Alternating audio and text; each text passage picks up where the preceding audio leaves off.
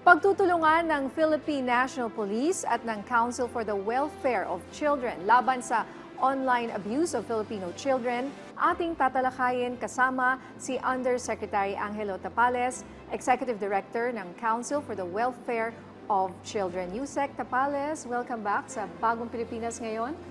Isang makabatang tanghali po sa lahat po ng tumutunghay sa Bagong Pilipinas. Of course, Ma'am Nina, Yusek Edu, ang aking kasamahan sa DSWD. Magandang araw and thank you for inviting the Council for the Welfare of Children. Siyempre po, una sa lahat, gusto naming malaman kung ano itong nilagdaang kasunduan ng Anti-Cybercrime Group ng Philippine National Police. Kasama po ang Council for Welfare of Children. At ano po ang nilalaman nito? Apo. Yung Memorandum of Understanding po namin with the PNP Anti-Cybercrime Group. Actually, this is already the 31st Memorandum of Understanding since we established the CWC Makabata Helpline 1383. Pangalawa na po yan sa PNP dahil last year po, yung PNP Women and Children Protection Center naman po ang naka-MOU namin. Ito pong MOU natin with the PNP ACG po ay talagang hinabol po natin to dahil napaka-importante.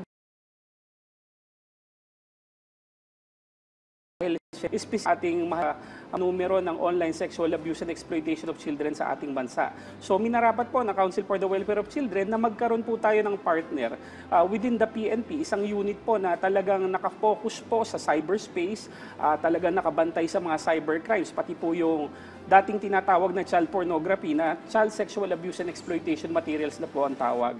So in not so many words po, yung MOU po natin ay talagang lilinawin lang ang coordination ng bawat ahensya. Magtatalaga po kami, of course, ang Council for the Welfare of Children na mga competent persons to man the helpline. Popondohan po namin yan, talaga pong trained ang mga tao natin. Sa part naman po ng PNP ACG, sila po naman ay tatanggap ng mga referrals from the Makabata Helpline 1383 para po imbestigahan, arestuhin at kasuhan yung mga tao ho. No?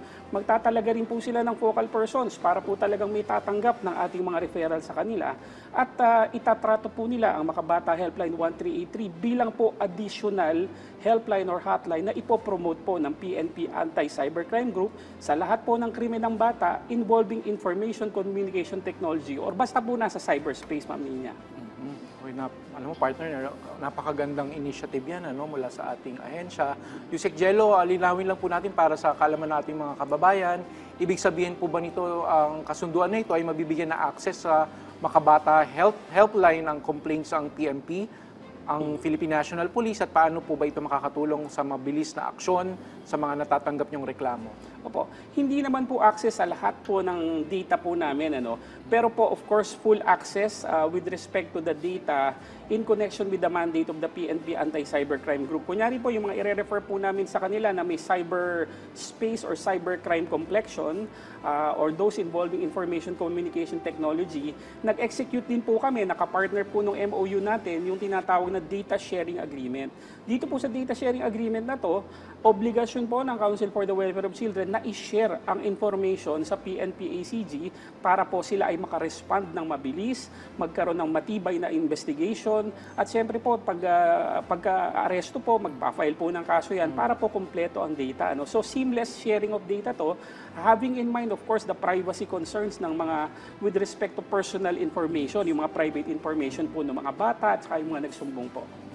Yusek, matatanda ang nagbigay ng direktiba si Pangulong Marcos na magkaroon tayo ng centralized system para sa pagre-report ng mga kaso ng online sexual abuse sa mga kabataan. So bahagi po ba ito ng kasunduan nila sa PNP? Opo. Ma'am Nina, very good question po. Kasi po, nakadalawang sectoral meeting po tayo sa ating mahal na Pangulo. Katulad nung nabanggit ko kanina, may special attention ang ating mahal na Pangulo para pababain or sugpuin, eradicate talaga itong grave problem natin sa online sexual abuse and exploitation of children.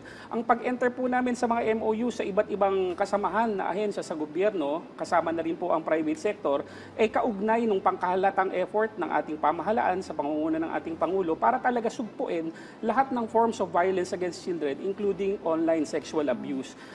Meron din po tayong pending executive order na draft po sa ating Pangulo.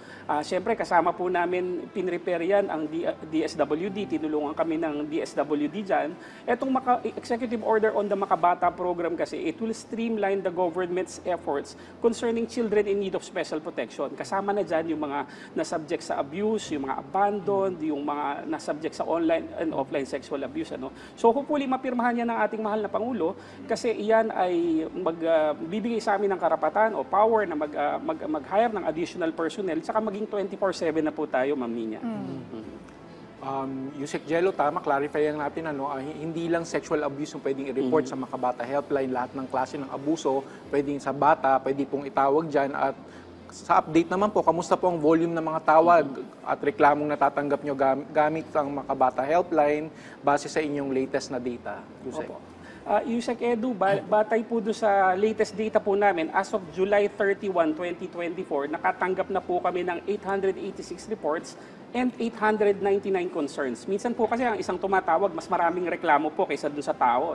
So 899 concerns na siya hanggang July 31, 2024. Kung ihahambing naman po natin yan doon sa datos namin up to July 31, 2023, 126 lang po yan last year. So ngayon, 899 na po tayo. Nagkakaroon na rin po kasi ang awareness ng tao tsaka yung mga MOUs po nga natin nakakatulong po. Oh, wow, that's a big jump po, ano? Pero out of this 800, ilan po yung totoo?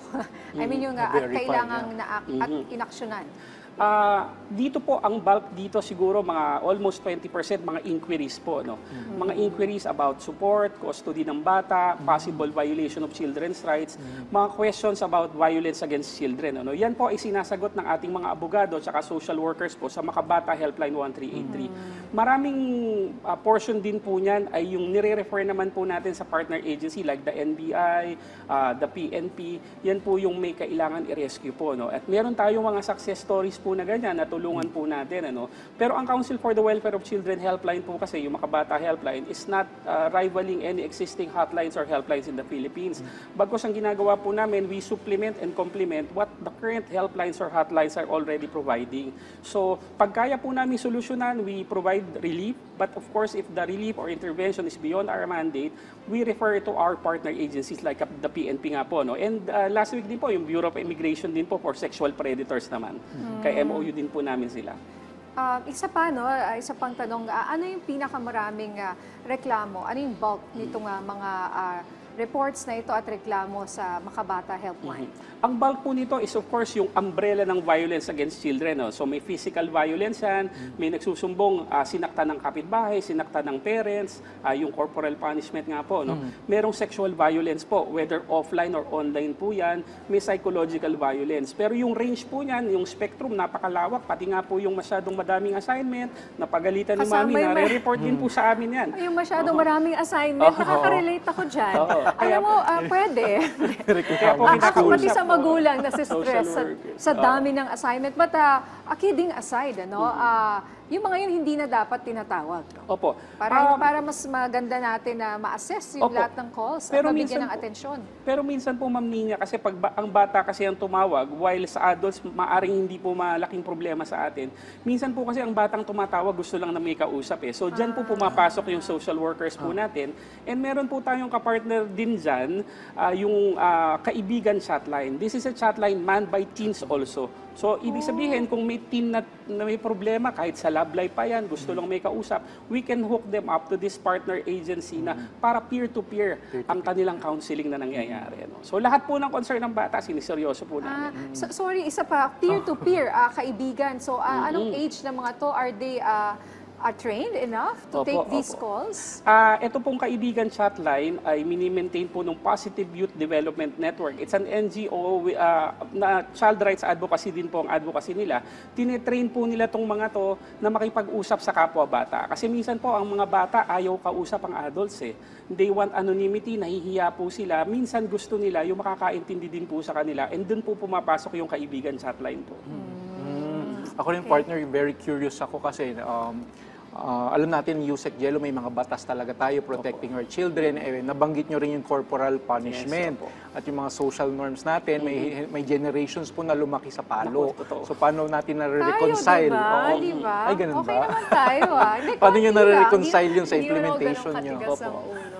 Alam nyo, Yusek Edu, pare-pareho yata tayo nila Ma'am Ninyong lumaki din sa konting palo ng magulang. Sabi nga nila, kung okay naman tayo, baka walang mali. Ngunit sabi naman ng ibang mga expert, Yusek, kung hindi ka siguro na palo, baka hindi ka Yusek ngayon or something. So natawa tuloy ako nung sinabihan akong gano'n. Anyway, kidding aside po, marami pong pending bills ngayon sa House of Representatives saka sa Senado po, promoting positive parenting. Diyan po yung nagbabawal din ng corporal punishment. Hopefully it becomes law kasi po itong version na to, na naka-file po sa HOR saka sa Senate, hindi po siya katulad nung dating version na matataas ang penalty talaga at nag-create ng new species of offenses. Ngayon, the pending bills only refer to the existing laws na may crimes and penalties. So, dapat to walang maging problema po dapat. Okay. Sa inyong assessment, Yusek, kamusta naman po ang partisipasyon ng barangay leaders at social workers sa proseso ng monitoring at pagre-report ng mga kaso ng online child sexual abuse ngayon? Alam natin very crucial yung speed ng response. So down to the grassroots, dapat sa barangay, yung mga social worker dito sa barangay makaresponde agad. Okay, tama po yan, Yusek Edu. Ma'am Nina, alam niyo po, meron po talaga mga LGUs na magagaling talaga. Hindi ko kayang banggitin sila lahat. Pero siguro one good example is Valenzuela. Valenzuela is the first pathfinding city for violence against children in the world. Nakamit nila yan noong 2019. Number 1 in the world yan. So, ang Philippines po is a pathfinding country. 2016 tayo, naging ganyan. 2019, Valenzuela, first pathfinding city in the world to address back. Ibig sabihin, marami silang programa at effective programs for violence against children. Ginagaya po yan ng mga LGUs. Although, of course, we have to admit that we have to do more. Merong tinatawag na child-friendly local governance audit. Every year yan, pinangungunahan ng DILG, na andyan ng DSWD at CWC. Noong 2022, ang nakatanggap lang po ng Seal of Child-Friendly Local Governance, or ibig sabihin, child-friendly ang inyong LGU, ay 372 lang. 2022 yan. Nung naging 2023 na tayo, naging 782 yan, 110% increase. Ngayon, unofficially, hindi pa kasi nagmi-meeting ang CWC board, around 900 na po yan ngayon. So we can see the upward trajectory. Dito po sa CFLGA kasi sinusuri din yung functionalities ng tinatawag nating barangay councils for the protection of children. So tututukan pa po natin yan. Madami nang magagaling but we have to do more kasi 1,634 po ang LGUs natin. Gusto ko tuloy ma-interview yung sa Valenzuela, Yes, opo, para opo. maraming learning na matutunan rin yung ating mga leaders, Sino Sa ba mga mayor doon LG. that time? Gatchalian daw po. Mayor West Gatchalian. Special shoutout po sa aming boss sa Valenzuela. Mayor. Of course, sa aming boss sa DSWD, Secretary Rex Mayor that Gatchalian. time. Sila Secrex po, nagsimula niyan. Sila Senator Win po. Matanungan natin Magaling si talaga Sec si Rex Sec. rin Yan, dyan, may topic ka na. Oo. Alright. Gusto ko rin po malaman na Yusek, ano ba yung modus ngayon na pinakabago na ginagawa nila pagdating sa online sexual abuse ng mga bata? Balita ako, meron daw mga beauty pageants or something like that. Ano po ito? Alam nyo, Ma'am Nina, kasi nasanay tayo doon sa online sexual abuse na kinuha ang bata, pinicturan, binidyohan ng malalaswa. Pero ngayon, nakatisod po kasi kami ng mga reports through the Makabata Helpline 1383 din na ginagamit daw ang ilang beauty pageants, children's beauty pageants, saka yung children's modeling photoshoot sa pag-produce ng mga videos or mga pictures na malalaswa ng bata. Sabi po nung nagsumbong, yan po ay pinopost sa mga group chat kung saan may matatanda, suspected pedophiles o sexual predators, or maaari pa pong binebenta daw sa dark web. Ngayon po, nakipag-ugnayan na po kami sa PNP Women and Children Protection Center and siyempre po yung sa Anti-Cybercrime Group para po bantayan ang ating cyberspace sa mga ganito po. Again, hindi po bawal ang children's beauty pageant at yung mga modeling photoshoot, pero may ilan po na mukhang lumalampas na doon sa bounds of propriety. So these are real modeling shoots or Hindi. Itong mga nagagamit po. Kasi baka pwede rin totoong legitimate na modeling nga yung ginawa or beauty pageant talaga tapos kinuha without their consent. Opo. Etong mga sa amin po, pinapalabas nilang real modeling photoshoots po to, tsaka real child beauty pageants. Kasi I think they're using this as creative ways to violate the law. Yung hindi po halata o pasimpleng pag-violate ng law. No? Kaya lang po, nagkakamali po sila dyan. Under the Anti-Osaik-Sisayim Act po natin, doon sa Section 4, yung sexualization of children po, ayan ay pinagbabawal na. Pinag-beauty pageant mo, pinag-photoshoot mo kunyari, pero you made the child a sexual object or an object of desire of another person. Yan po ay pinagbabawal ng batas. So, doon sa nakikinig po, bawal po yan. Meron pong mga LGU, sisimulan ko na rin agad, ang Valenzuela po nagpaplano na maglabas ng ordinansa regulating child beauty pageants and photoshoots para po magkaroon ng reasonable standards po sa pagkukonduct po nito sa kanilang teritoryo. Okay, that's good, no? Sana makita rin natin kung ano yung mga regulations na ito para magaya rin ng iba. At saka, baka yung parents po ba, baka hindi nila alam na ito pala ay gagamitin sa sexual online abuse, di ba? Alam niyo, Ma'am Nina, maaring hindi po alam ng ibang parents na yun nga pwedeng magamit. Pero minsan po kasi the fact na pinagsuot po ang anak nyo ng kakarampot na saplot, kung kayo, Mami, Daddy, hindi nyo po kayang isuot yan, huwag nyo nang ipasuot sa bata. Red flag po yan. Huwag nating pabayaan, mas-sexualize ang ating mga anak with our participation or facilitation. Hindi po excuse yan, yung gusto nating ma-discover. Lagi po nating babantayan.